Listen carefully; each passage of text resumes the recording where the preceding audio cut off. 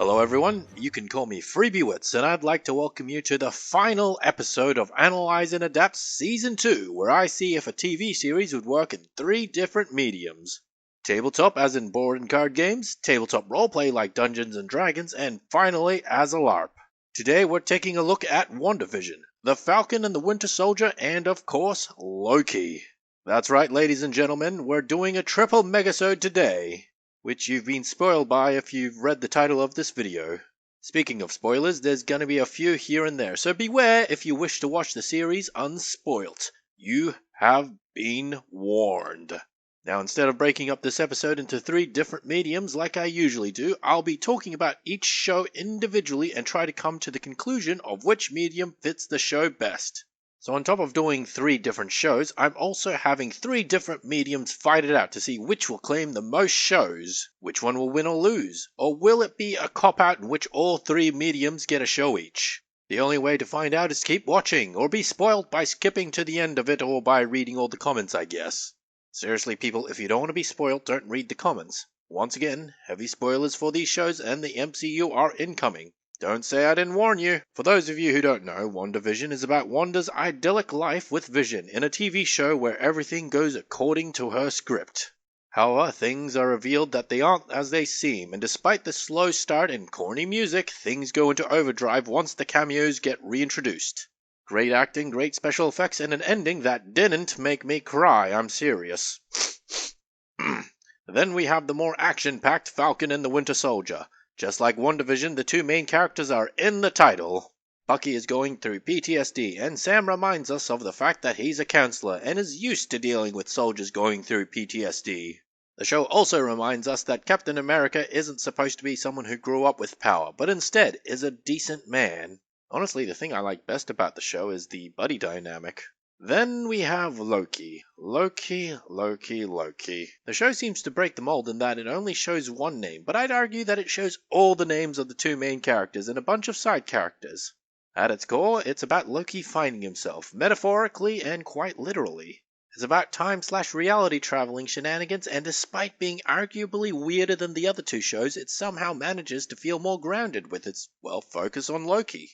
Not to say that the other characters don't get screen time, but it's always Loki at its core. Anyways, with that all said and done, let's try to analyze and adapt WandaVision.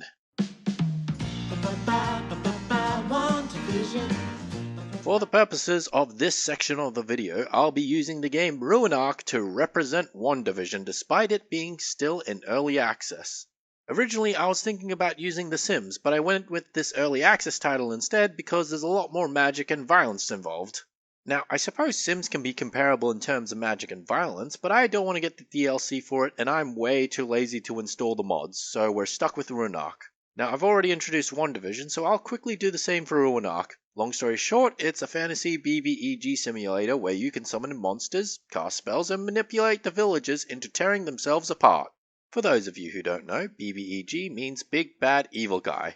They're your Skeletor, your Handsome Jack, and your Maleficent. They're the biggest, baddest thing around. For me, WandaVision is a bit of a mixed bag.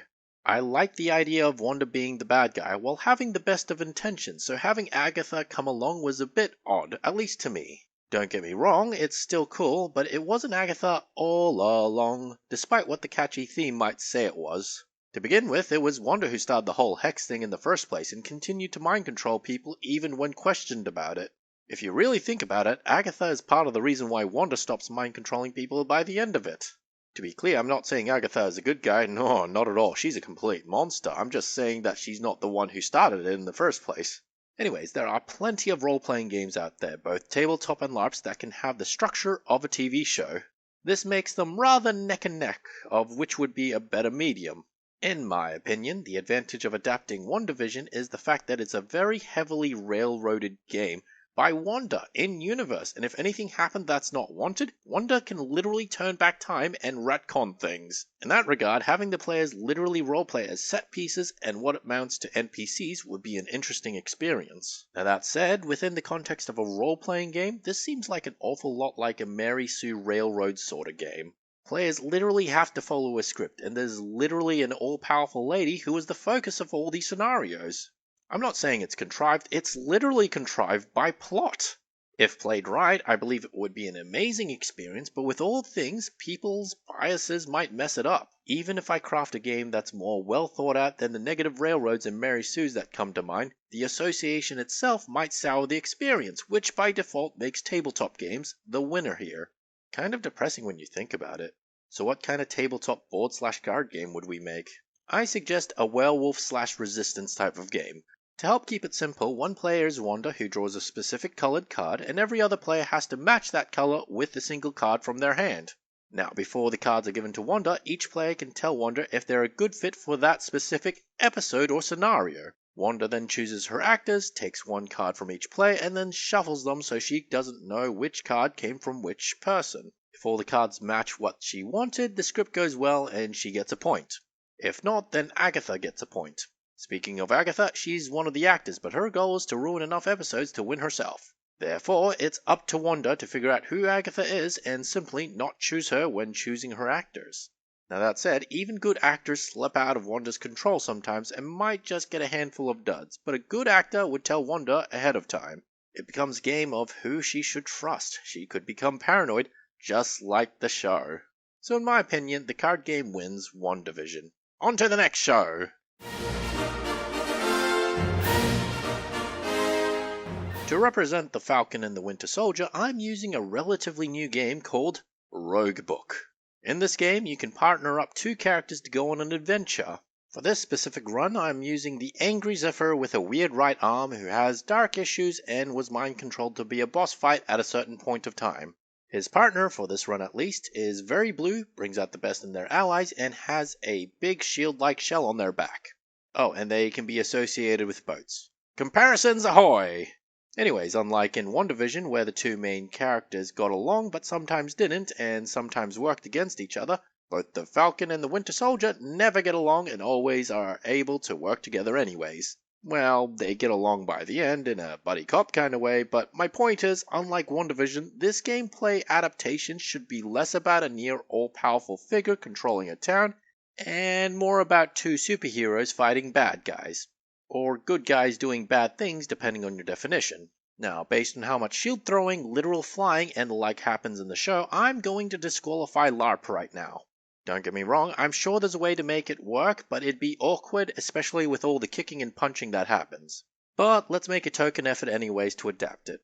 Flying could always be achieved by letting one player traverse certain kinds of terrain, while the shield throwing could be a foamy disc of some sort. I've seen one made on the internet, but as for how safe and durable it is, I'm unsure. This leaves us with tabletop RPGs and board games. So right from the get-go, I want to ensure that this is a cooperative team-based experience between two people. Two friends, two partners, or more accurately, two co-workers. Note, I'm not trying to specifically make a fun game, but rather one that is accurate to the show, at least in spirit if nothing else. Cooperative board games aren't new, but the only difference in this case between a tabletop RPG and a board game is just the role-playing. I could in theory make a tabletop game and introduce or take away said role-playing, at least in terms of mechanics. So what would I choose then? Personally, I'd choose the role-playing. To me, it can't be a Falcon and the Winter Soldier game if the two players aren't constantly bickering. Then of course you have Zemo and Walker introduced to spice things up a bit. Seriously, I love the contrast between these two characters. Enemies that you treat as allies, or allies you treat as enemies. Based on that alone, it's difficult to figure out which one I'm describing, isn't it? Now, besides the Walker fight where they take the shield, we don't really see Sam and Bucky fight enemies with combo-style attacks most of the time.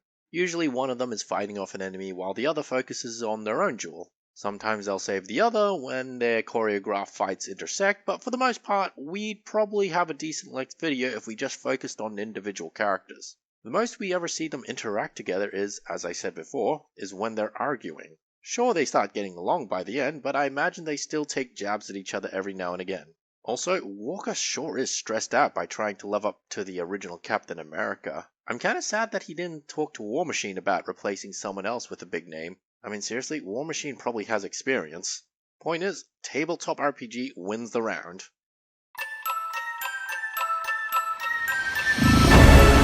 I know what you're all probably thinking. That Loki is perfect for LARP.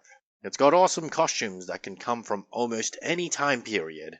Almost every character uses a melee weapon despite guns existing, which is perfect for any LARP that uses fantasy. There's also magic in the universe, and if a character dies/is pruned, you can always respawn as a variant. It's the perfect recipe for a freaking LARP.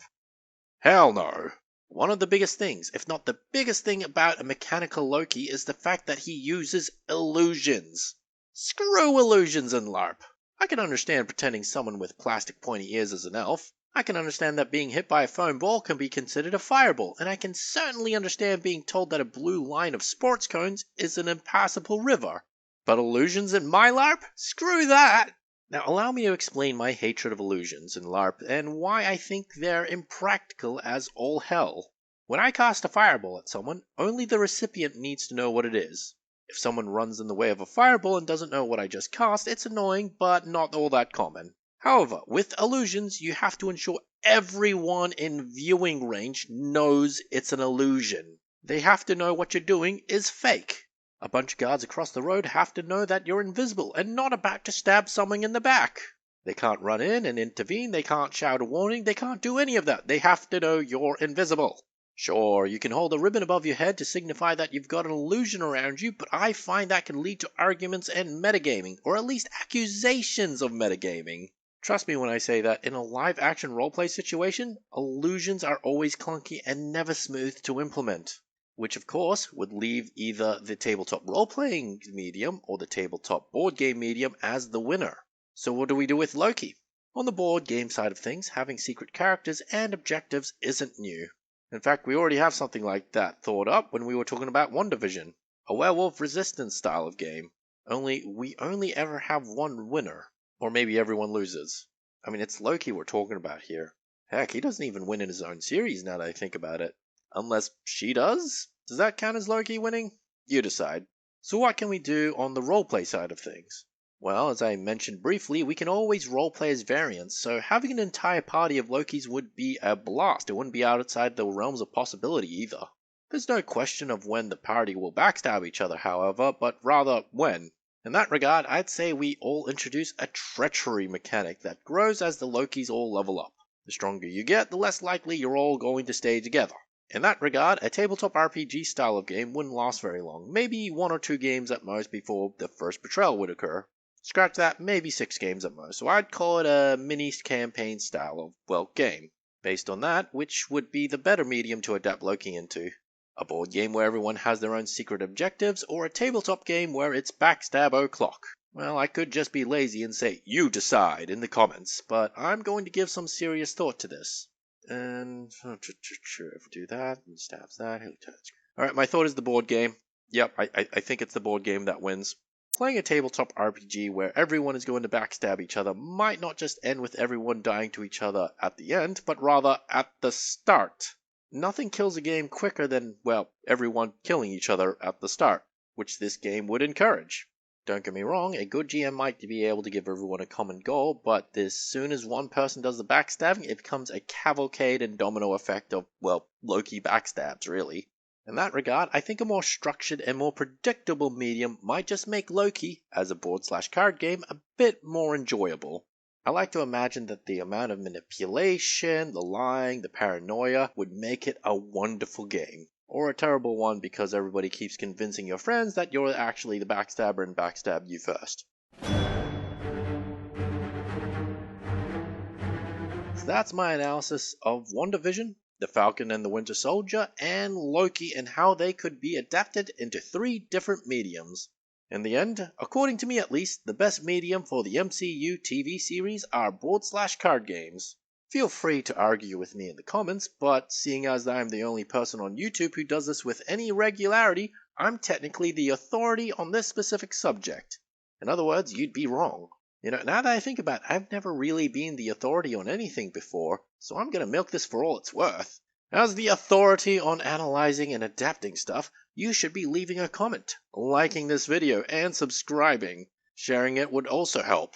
My name is FreebieWits, once again, the authority on analyzing and adapting stuff, and I've gotta say, thank you for watching. Bye-bye. I remember reading a fan theory about Stephen Strange's 1 in a billion shot at winning comment. The part where Stark is like, "Did we win?" And he's like, "What are the odds?" And he says 1 billion or something like that. The fan theory is that in every timeline except the one where they win, Mobius just turns up with the TVA and kicks everyone's ass, giving Steven a fear of anyone with a crooked nose. Would explain why he's shaking when he shows the 1 symbol to Stark. He's just probably thinking, oh god, if I mess this up, Owen Wilson is just gonna say, wow, and kick my ass again. Ugh.